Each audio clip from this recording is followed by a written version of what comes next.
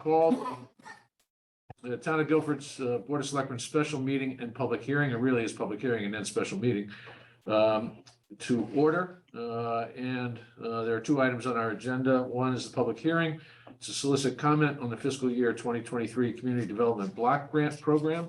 Second item would be to discuss and take possible action on Small Cities Program resolution authorizing the first selectman to submit an application for the town. I will entertain motions for a permanent moderator for the public hearing. I'd like to move Matt Hoy as the moderator for this public hearing. Second.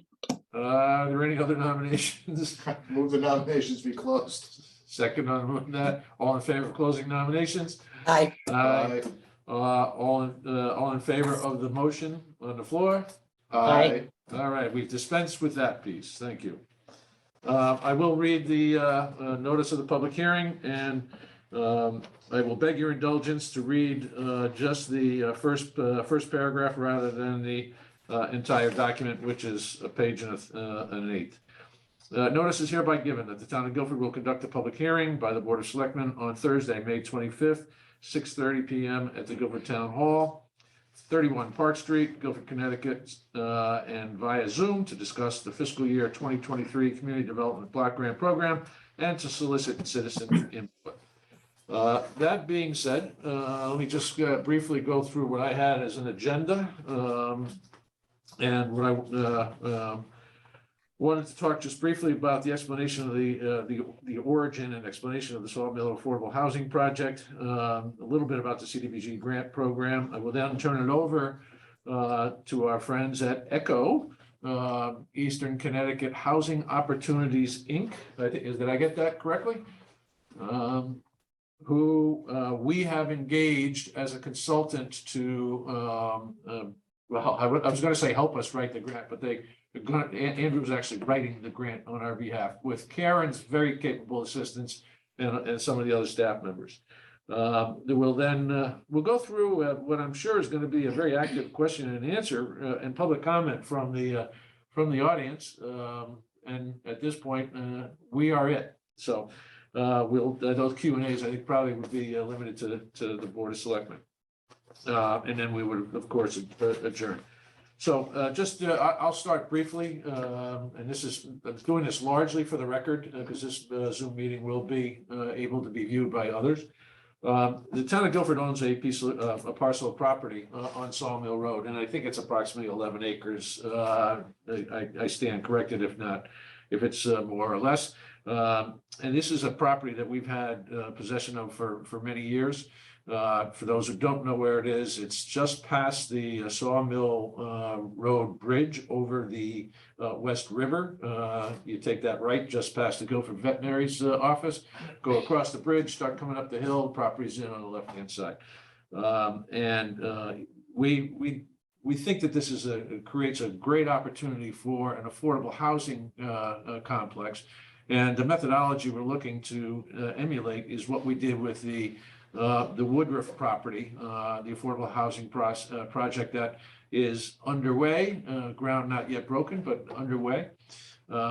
So there will be an engagement in process here. The first step of this was to notify Department of Housing of our intent to apply for a community development block grant.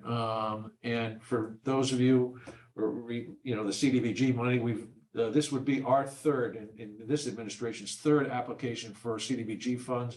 We had the housing rehabilitation and then the housing diversion programs, but this is specifically for an affordable housing project, and the application will be for pre-development costs for the town and a potential developer. There is no intention that the town is going to be the developer of this property. We want to emulate the model we used with NeighborWorks New Horizons and move forward with seeding or donating the land to the chosen developer. So the process will also include going out to RFQ, for preferred developer and potential and concept designs. what we have been thinking of is emulating the model we see on State Street, which is the cottages, in the Great Hill cottages. That model looks to have been very successful. It is very successful. The first 2 units are occupied, and the other 8 units, I think, are well on their way to completion. So that's sort of a way of background on this. And what I'd like to do at this point is to hand it over to Andrew Woodstock and Julie Savin. As I said, Andrew is he's our feet on the ground. He's already been to Guilford to take a look at the site, and has been somewhat of a taskmaster with Karen and myself, mostly Karen, in terms of getting various steps along the way. Originally, Andrew, I don't mean to take your thunder, but originally the deadline for applying for this was May 31st. Department of Housing last week extended that to June 23rd. So that gives us a little more breathing room, because there are some steps we have to take, an environmental assessment being one of them, which is currently underway, has to be conducted and concluded prior to the issuance of an RFP. So with that, I hope I haven't misspoken, but I would turn it over to Echo to really talk with some certainty about this process.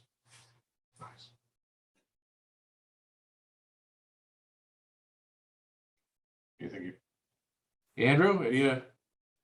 Andy, do you want to go first? Do you want me to talk about CDBG and you talk about the project?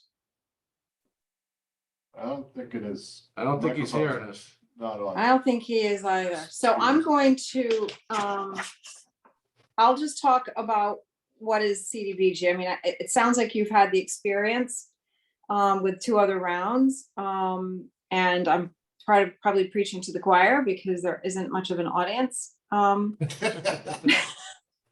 But as you all know, it's a federal program administered under HUD. It was created by Title I of the Housing and Community Development Act of 1974. So we're kind of approaching 50 years now, which is fantastic. Funding is provided by HUD in a format that is it's provided to locales that are considered participating jurisdictions, or PJs, and it's created by a very complicated formula. So most of the towns in Connecticut are not PJs. So New Haven is and New London and Norwich and Hartford and larger places. So isn't the Department of Housing. The state of Connecticut is its own PJ. So for those towns that don't get a direct allocation from HUD, they can compete for CDBG directly to DOH. And it's limited to towns that have a population of less than 50,000. So that covers a lot of our towns in Connecticut. And because it's for small locales, they commonly refer to it as the Small Cities Program. So it's interchangeable at this stage: small cities, CDBG, small cities. And it provides funding and technical support for projects in order to achieve a local community and economic development activity. And it is to benefit low and moderate income people. In order to determine if an initiative should seek CDBG, first one must determine one of the eligible activities. And of course, in true bureaucratic form, there's 17 eligible activities. And once you choose what eligible activity that your project falls under, then you have to comply with one of 3 CDBG national objectives. So benefiting low and moderate income persons is an area benefit or limited clientele. So in this case, you would probably be meeting the objective of benefiting low and moderate income persons. It could also be direct benefit for housing rehab, eliminating slums and blight, but I believe this is new construction. So it would be the first benefit. And if Andy's up and running, he can then take that general overview and make it specific to the Guilford needs. And I think, Andy, you're still on mute. You're on mute.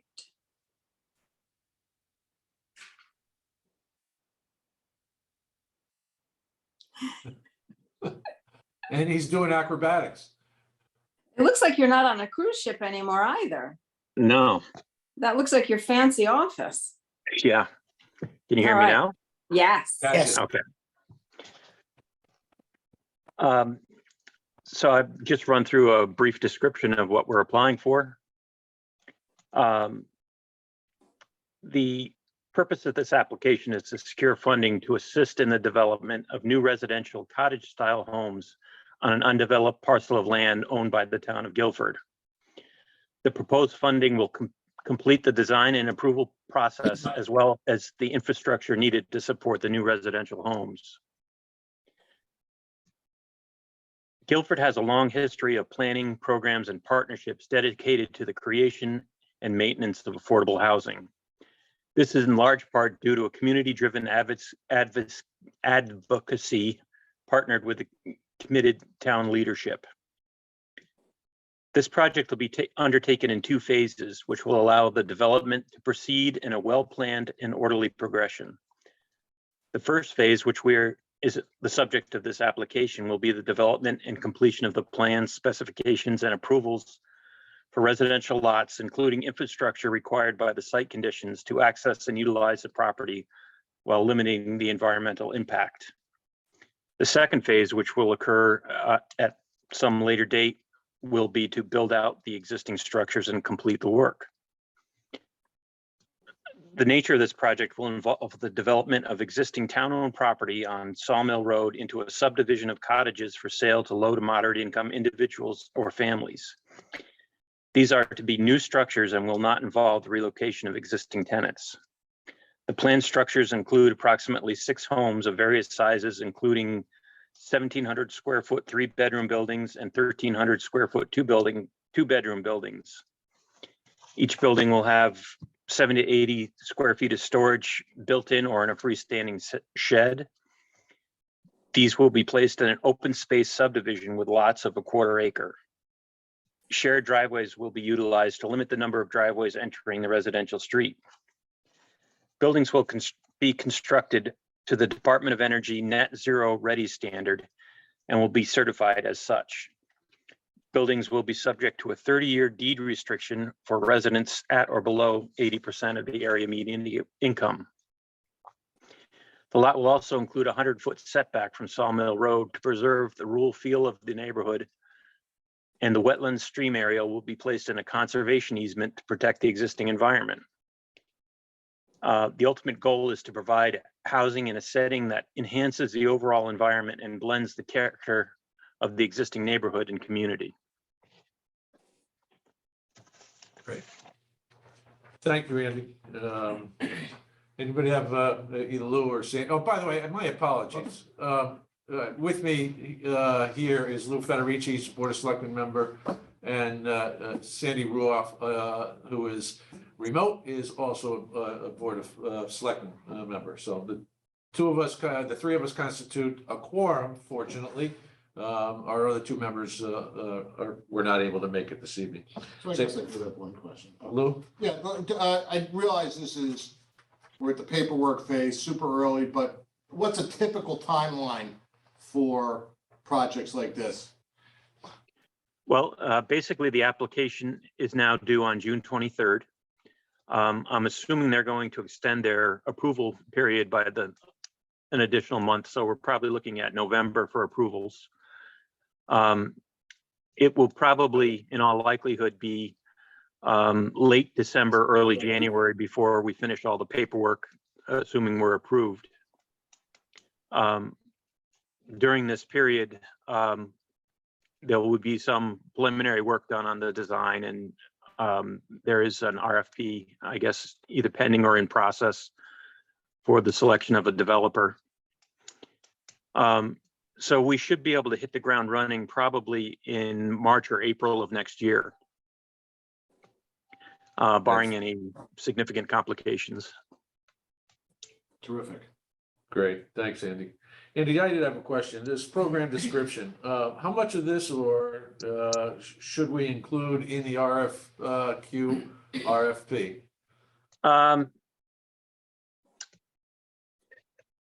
This basically goes into the CDBG application under section 1. Okay, The I would say you could probably include most of that without too much editing. got it. The only thing I'm unsure about is the the number and sizes of the buildings, if that has to change Yeah. based on layouts. Right. And, and I think, thank you for agreeing to change the language on that. Planned structures include 8 homes. I think up to or potentially 6 or 6 or 8. Right. I'm not sure we have to be that specific to say exactly how many. So thanks for revising that, and would send along a copy of what you've revised. I want to share this with the balance. It's a document that Andy just read, but I think we all should have a copy of that.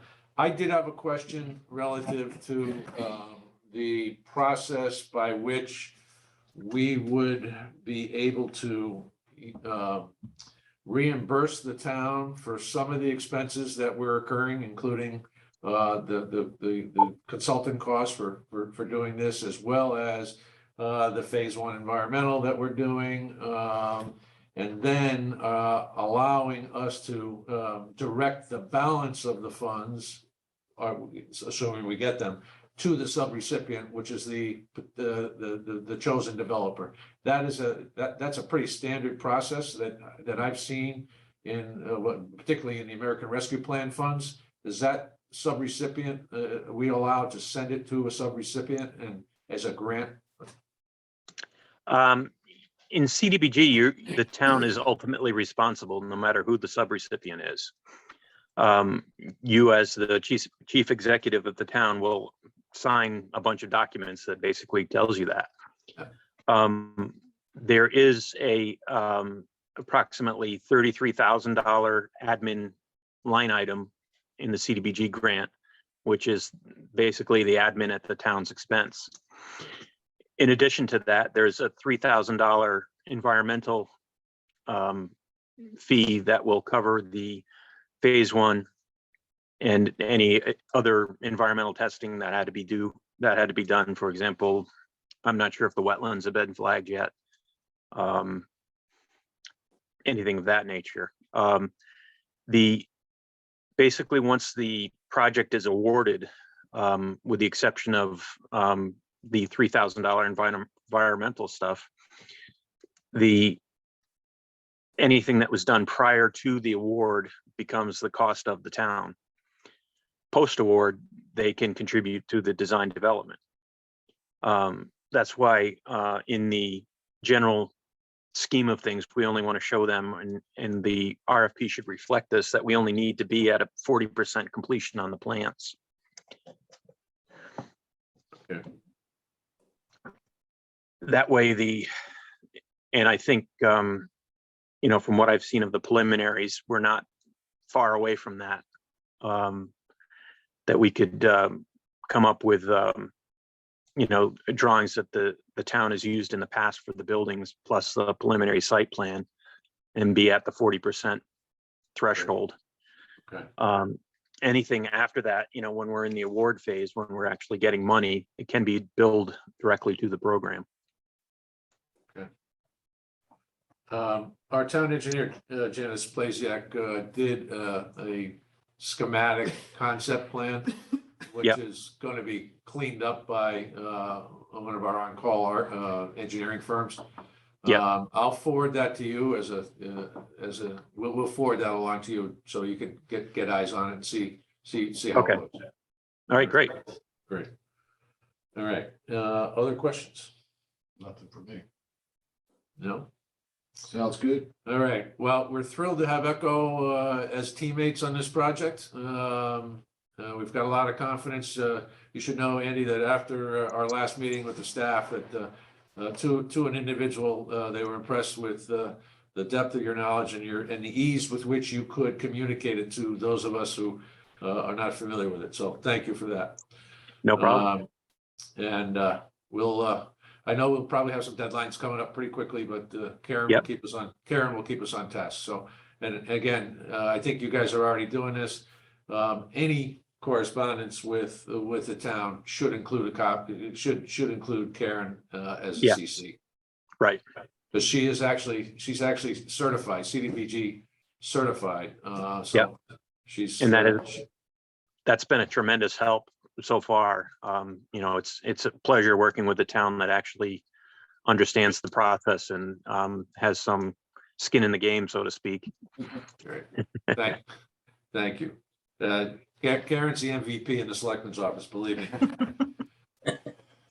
Believe me, so. Yes, for sure.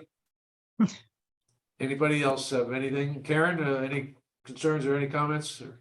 No, I'm just, bugging Andrew and Julie as I go along. So hopefully giving them everything that they need. So. Great. Okay, with that, is there a motion to adjourn the public hearing? So moved. Second, I will second. let me try your minds. All in favor? Aye. Aye, that motion carries. Item 2, and this is actually, we are now in the Board of Selectmen special meeting phase. Item 2 is discuss and take possible action on the Small Cities Program Resolution authorizing the first selectman to submit an application for the town. That resolution was, I think, on board pack, so everyone has an opportunity to see it. There's a copy here for Lou. And we can just plug in the appropriate the appropriate names and signatures, and we should be good to go, right? That's Yes. correct. Great. And All right. So the copy we have has an amount, as an XXX for the dollar amount. What should that amount be? $1 million. $1 million. Okay, perfect.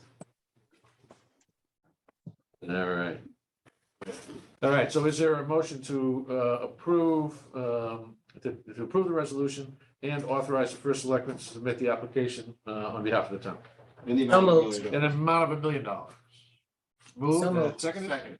Any further comments or questions? Hearing none, let me try your minds. All those in favor? Aye. That motion carries unanimously. Is there a motion to adjourn the Board of Selectmen meeting? So moved.